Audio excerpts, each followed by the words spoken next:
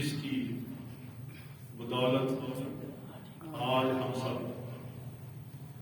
اس دنیا کے اندر آباد و شاد اور اس کے کرم کے بغیر کوئی پتا بھی حرکت نہیں کر سکتا۔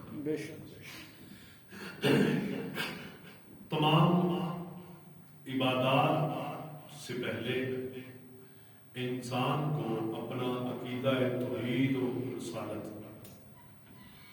اللہ وحدہ لا شریک اور نبی اکرم صلی اللہ علیہ وسلم اللہ کے برحق نبی اور رسول ہیں، یہ عقیدہ جب تک آپ کا نہیں ہوگا آپ کوئی عبادت قابل قبول نہیں ہوگا۔ انسان یہ عقیدہ توحید و رسالت کو جب مضبوط کر لے گا تو اس کی عبادات کی لذت بڑھتی جائے گی۔ انسان کو پیدا کرنے والی ذات اللہ وحدہ لا شریک کی ذات پاک ہے، اور انسان کو اپنے مقصد میں کامیاب کرنے والی جس لیے انسان کو بنایا وہ کامیابی کی طرف گامزن کرنے کے لیے اللہ تبارک و تعالیٰ نے اپنے برگزیدہ بندوں کا انتخاب فرمایا، نیک بندوں کا، نبیوں کا، رسولوں کا، یہ سلسلہ جاری بساری رہا۔ اور حضور نبی اکرم نور مجسم حضرت محمد رسول اللہ صلی اللہ علیہ وسلم آخری نبی بن کر آیا۔ آپ کے بعد کوئی نبی نہیں آئے گا، آپ خاتم النبیین ہیں۔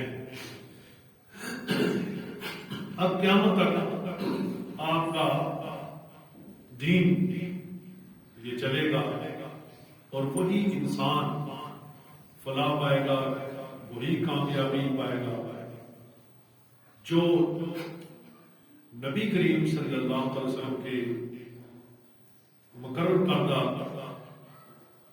آپ صلی اللہ علیہ وسلم کی شریعت مطہرہ کے مطابق اپنی زندگی بسر فرمائے گا۔ اب نبی کریم صلی اللہ علیہ وسلم کی عظمت پاک، حضور کی شان پاک لا ریب ہے، اس میں کوئی دو رائے نہیں۔ اب حضور کی محبت کا اتنا بڑا ایک سمندر، اس کو ہر بندہ عام سے طریقے کے ساتھ حاصل کر لے یہ بھی ناممکن ہے۔ اس کے لیے بھی کسی کامل ہستی کی ضرورت ہے کہ جو یہ منزلیں بندے کو عبور کرائے، اور جب تک کوئی کامل ہستی نہیں ملے گی، کہتے کہ بغیر کسی شیخ کے بندہ روحانی منزلوں کو طے نہیں کر سکتا۔ جتنا مرضی وہ عمل کرے، جو مرضی کرے، چلے کرے، لیکن شیخ کا ہونا نہ۔ اب شیخ کون ہے؟ اب شیخ کون ہے؟ آج اس دور کے اندر، جس دور سے ہم گزر رہے ہیں، انتہائی مناسب سمجھے گے کہ سیدنا غوث اعظم رحمت اللہ علیہ آپ کا ذکر خیر کیا جائے گا۔ جب آپ کا ذکر آپ کریں گے تو آپ کو عشق رسول، محبت رسول صلی اللہ علیہ وسلم ملے گا۔ حضور سیدنا غوث اعظم شیخ عبدالقادر جیلانی رحمت اللہ علیہ، آپ کی جو بنیادی چیز ہے، جو بنیاد ہے، اس کو جب آپ دیکھیں کہ آپ کیسے، یہ مرتبہ کیسے ملا، یہ مقام کیسا ہے. تو آج کی سب مائیں ادھر رکھتے ہیں، ادھر جتنی بھی مائیں، بیٹیاں، بیٹے، باپ، ہم سب کے لیے یہ مشورہ حضور سیدنا غوث اعظم کی سیرت کو اپنانا پڑے گا. اب مین بنیاد تو سیدنا غوث اعظم کی کہ آپ کو یہ مرتبہ کیسے ملا، یہ رتبہ کیسے ملا. اگر ہم سیکھیں گے نہیں تو یہ مقام کیسے قیامت تک جانا ہے. قیامت نہ جانے 4000 سال کے بعد ہے، 2000 سال کے بعد ہے، کتنے عرصے کے بعد. تو کیا غلامان غوث اعظم یا فیضان غوث اعظم، کیا ہم نے اس مقام پہ آ کے اس کا اینڈ کر دینا، اس کو آگے پھیلانا ہے؟ کیسے پھیلائیں گے فیضان اولیاء کو؟ کیسے پھیلائیں گے جب اولیاء پیدا نہیں کریں گے، جب عالم پیدا نہیں کریں گے، جب مساجدیں بنائیں گے نہیں، تو پھر کیسے یہ دین آگے قیامت تک یہ دین زندہ رہنا ہے اور کیسے چلے گا؟ اور پھر حضور سیدنا غوث اعظم رحمۃ اللہ علیہ، یہ جو ان کی تعلیمات ہیں، آپ کے والد گرام، آپ کا گزر ایک نہر یا ایک دریا کے کنارے سے ہوا ہے، اور ایک سیب کا پھل آپ نے دیکھا، اس کو پکڑا سیدنا غوث اعظم کے والد گرامی، اسے ایک لقمہ اس میں سے لے لیا. جب ایک لقمہ لے لیا، لقمہ لینے کے بعد یاد آیا کہ یار یہ کس کے باغ سے آیا، یہ کس کا ہے؟ میں نے تو باغ کے مالک سے اجازت نہیں مانگی. جس سمت سے پانی آ رہا تھا اسی سمت چل پڑے. چلتے چلتے جب وہ باغ آیا، باغ کے مالک سے ملے، عرض کیا کہ یہ آپ کے باغ سے سیب گرا، یہ پانی میں بہتا ہوا، میں نے پکڑ لیا، اس میں سے بغیر اجازت کے ایک لقمہ لے لیا، آپ مجھے اس کی معافی دے سکتے ہیں؟ اب وہ باغ والا بھی بہت صاحب نظر تھا، وہ کوئی دنیا اکٹھی کرنے والا نہیں تھا، نام و نہاد کے کوئی پیر نہیں تھا، کوئی ایسے شوبدہ بازی کا پیر نہیں تھا، رسول اللہ کا پکا اور سچا غلام تھا. اس نے دیکھا کہ یہ جو ایک لقمہ پانی میں بہتا پھل پکڑنے والا بندہ کتنا سفر واپس کر کے آیا، یہ کوئی کامل ہو سکتا ہے؟ اس نے کہا کہ نہیں، معافی نہیں ہو سکتی. اب کیسے معافی ہوگی؟ فرمایا کہ تمہیں میرے باغ کی خدمت کرنی پڑے گی. باغ کی خدمت کی کچھ عرصہ اور پوچھا، سال 2 سال یا کتنا عرصہ، کتنے عرصے کے بعد پوچھا کہ پھل پکے ہیں یا نہیں پکے. عرض کیا کہ مجھے تو نہیں پتا پھلوں کا کہ پھل پکے ہیں، کچے ہیں یا کھٹے ہیں یا کیسے ہیں. فرمایا کہ تو نے اتنے عرصے کے دوران کبھی پھل نہیں کھایا؟ فرمایا کہ میں نے تو کبھی پھل کو ہاتھ بھی نہیں لگایا. پہلے ایک لقمے کی اتنی مشقت ہے، تو اگر دوسرے کو کھانے کو تو پھر کیا بنے گا؟ یہ جو لوگوں کی جائیدادیں کھانے والے، سود کھانے والے، حرام کھانے والے، لوگوں کے سب کچھ ہڑپ کر کے پھر فخر کیا اس پہ اپنے آپ کو بڑا کہنے والے غور کریں، اور پھر ان سے آج کے کچھ نام نہاد کے جو اپنے آپ کو نام نہاد پیر کرتے ہیں، ان سے نظر نیاز لے کے ان کی اور حقت کرنے والے ذرا غور کریں کہ سیدنا غوث اعظم کے والد گرامی سیدنا غوث اعظم کے نانا جان کا طریقہ کیا جناب. میں ٹھیک ہے وہ عرصہ پورا ہوا، پھر اتنا عرصہ اونٹ چلائے جناب. اونٹ چلانے کے بعد پھر حاضر خدمت ہوئے. اب مجھے معافی مل جائے گی؟ فرمایا نہیں، اب معافی نہیں ملے گی. اب کیا ہے؟ یہ مسئلہ ہے. پہلا مسئلہ جینٹس کا یعنی مرد کا، اب دوسرا مسئلہ عورت کا ہے. تمام دنیا کی بیویوں عورتوں کے لیے آپ کے نانا جان سیدنا غوث اعظم کے نانا جان نے فرمایا کہ اب تجھے میری بیٹی کے ساتھ نکاح کرنا پڑے گا.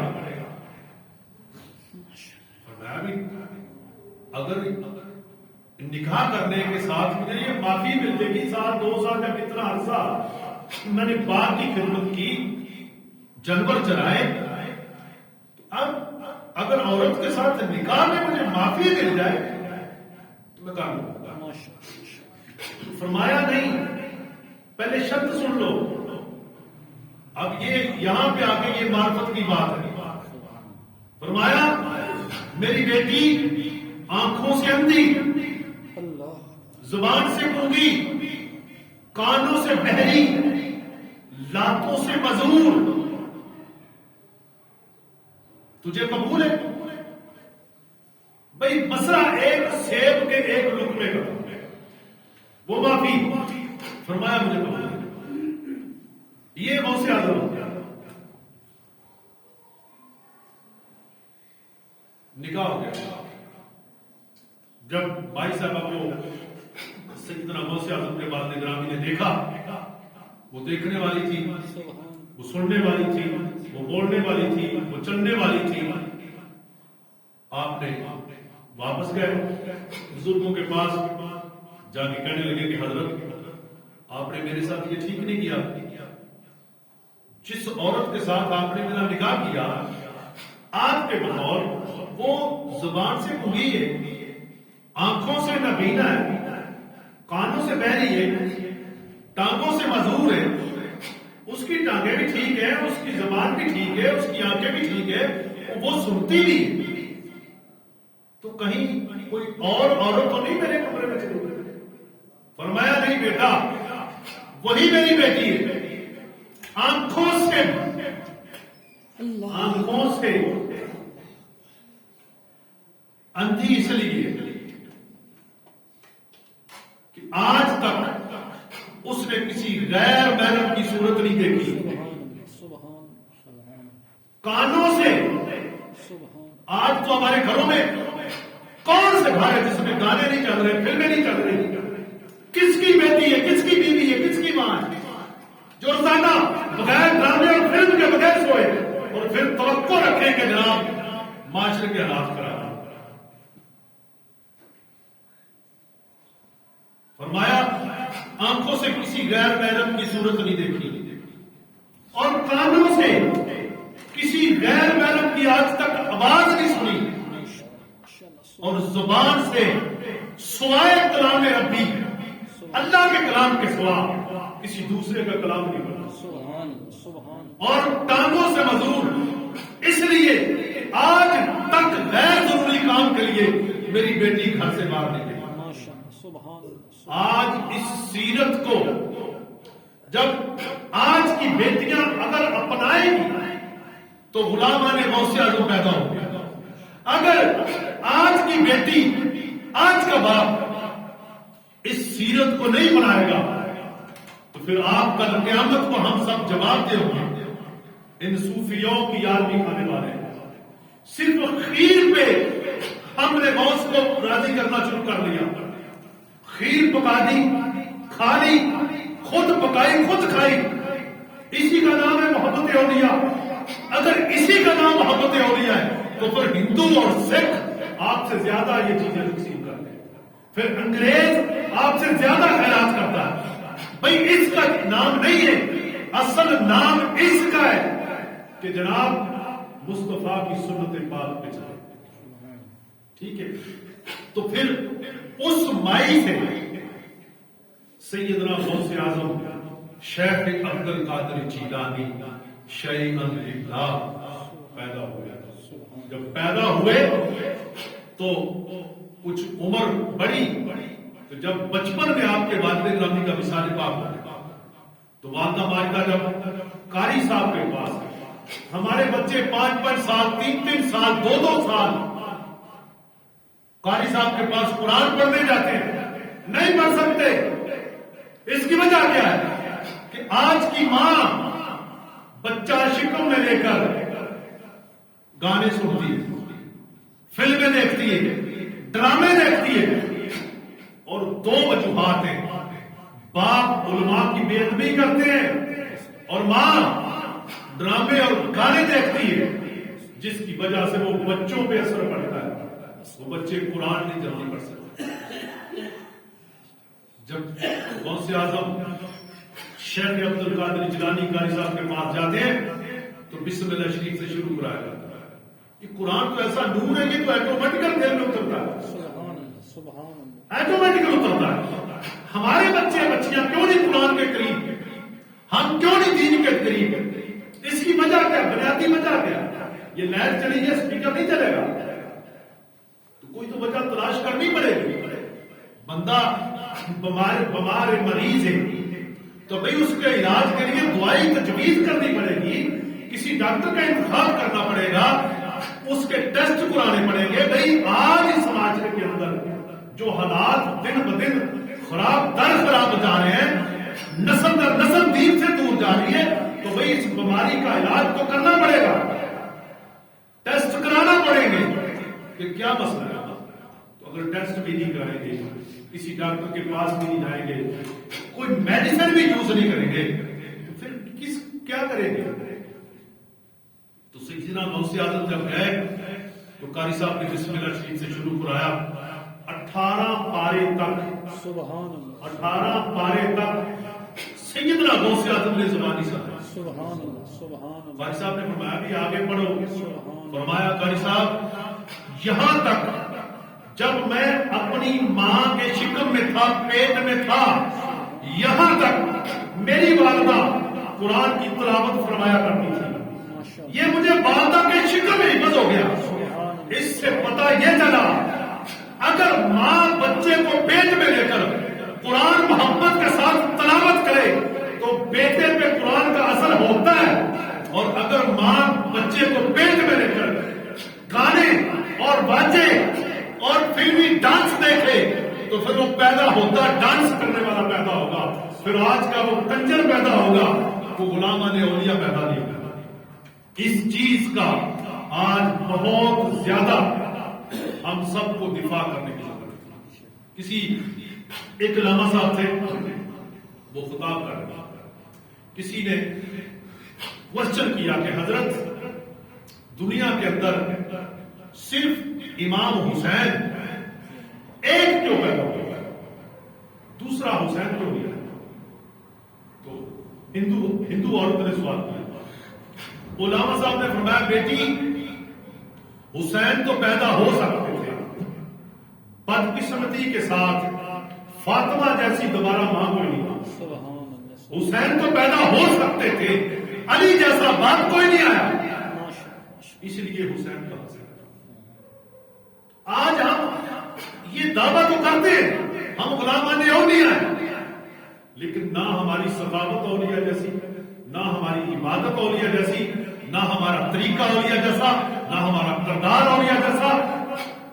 دیکھیں بچے کی پیدائش سے لے کے بچے کی شادی تک، بیٹی کی پیدائش سے لے کے بیٹی کی شادی تک، بلکہ مرنے تک، اور پھر مرنے کے بعد جو حشر ہم نے ان 11ویں والے پیروں کا کیا، کیا یہ ان کی تعلیمات ہے؟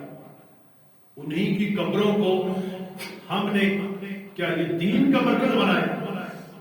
یہ چیزیں پیدا بیجنے کے بعد آپ دیکھیں گندم کا موسم ہے، کوئی بندہ اپنی زمین میں گندم نہ بیجے تو وہ کہے کہ میں گندم کاٹوں گا، گندم کاٹے نہیں کر سکتا. کیوں؟ اس نے گندم کا بیج نہیں بویا. بھئی اپنی نسلوں میں عشق رسول کا بیج بوئے، محبت رسول کا بھی ہوئے، حلال رزق کھائیں، حلال اولادوں کو کھلائیں۔ اگر آپ چاہتے ہیں کہ آپ کی نسلیں رسول اللہ کی غلام بنے، حضور کی محبت آئے، اولیاء کی محبت آئے، ورنہ یہ چند لمحوں کے اندر آپ کے عقیدے، آپ کی یہ سوچ، یہ بڑا بزرگوں کو ہم سب ماننے والے سب عقیدہ ٹھوس ہو جائے گا۔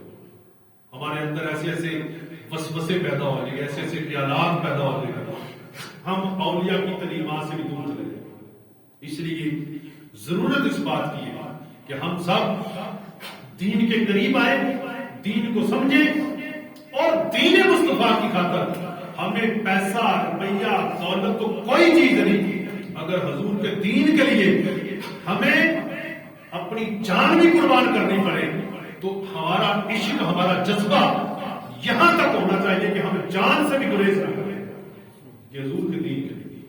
دین اگر بچ جائے تو ہمیں اس سے بڑی کوئی چیز نہیں۔ اگر دین کی، اب دیکھیں یہ چھوٹی چھوٹی ہمارے گھروں کی رسمیں، یہ چھوٹے چھوٹے رواجات دیکھیں، یہ آہستہ آہستہ بڑھتے بڑھتے ایک طوفان بڑھتے جا رہے ہیں۔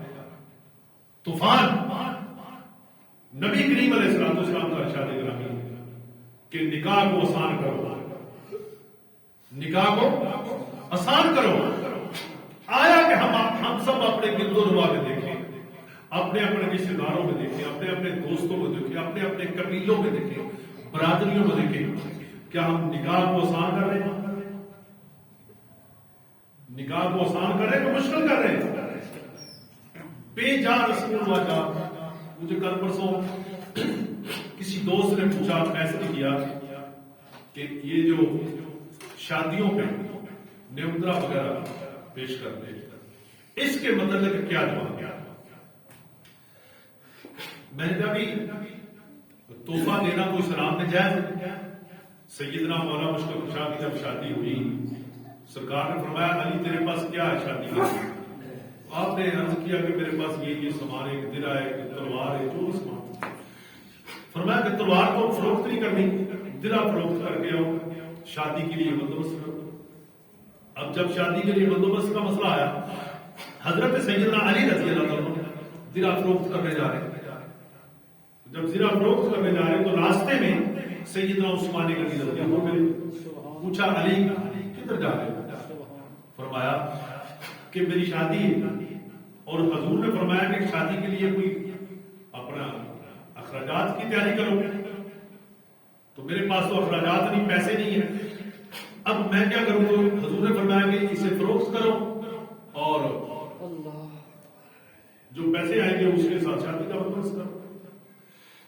سیدنا عثمان غنی نے زرہ 400 درہم یا جتنے درہموں کی آپ نے خرید لی کہ مجھے دے دو، بازار میں جو فروخت کرنی مجھے دے دو۔ خریدنے کے بعد آپ نے وہ زرہ جو تھی، زرہ آپ جنگ میں نا جسم پہ پہنتے ہیں، وہ بڑی ایک اس وقت کے مطابق قیمتی بنی ہوتی کہ تیر وغیرہ یا نیزہ یا تلوار بندے کو اثر نہ کرے، تو وہ فروخت کرتے۔ اب فروخت کرنی، خرید لی سیدنا عثمان غنی نے۔ خریدنے کے بعد فرمایا علی یہ درہم میں تجھے واپس کرتا ہوں تحفے میں، اور یہ 400 یا 500 یا جتنے درہم ہیں یہ بھی میں تجھے تحفہ پیش کرتا ہوں۔ تحفہ، میں نے جواب دیا کہ تحفہ، اس سے پتا چلا کہ شادی پہ تحفہ پیش کرنا ٹھیک ہے، لیکن قرضہ کبھی سوچا ہے اس کے مطلب؟ کاپیاں پکڑ کے بیٹھ جاتے ہیں، باپ اپنے عمرے لے کے چلا جاتا ہے، اس کے بعد باپ دنیا سے چلا جاتا ہے، اولاد 4 بیٹے 5 بیٹے علیحدہ ہو جاتے ہیں، وہ باپ کی جو پیسے 1 لاکھ کے 2 لاکھ کے اس کا کوئی ضامن نہیں، باپ پہ قرض آ گیا، اس کے قرض کا کون حساب دے گا؟ باپ۔ اگر ہم سب اپنی تقسیم کے مطابق کسی کو تحفہ پیش کریں گے، 500 1000 جو بھی کر سکتے ہیں، تو تحفے کا لیبل بدل نہیں ہوگا، وہ آپ پہ قرض نہیں ہوگا۔ یہ چیز بھی ہم نے پیدا کر کے تو نکاح میں مشکل پیدا ہوگا۔ اب جناب اب شادی پہ شادی، شادی پہ شادی، مشکل، غریبوں کا برا حال. اگر تحفہ ہوگا تو تحفہ تو آپ پھولوں کا گلدستہ بھی پیش کر رہے ہیں. تحفے کا تو بدل نہیں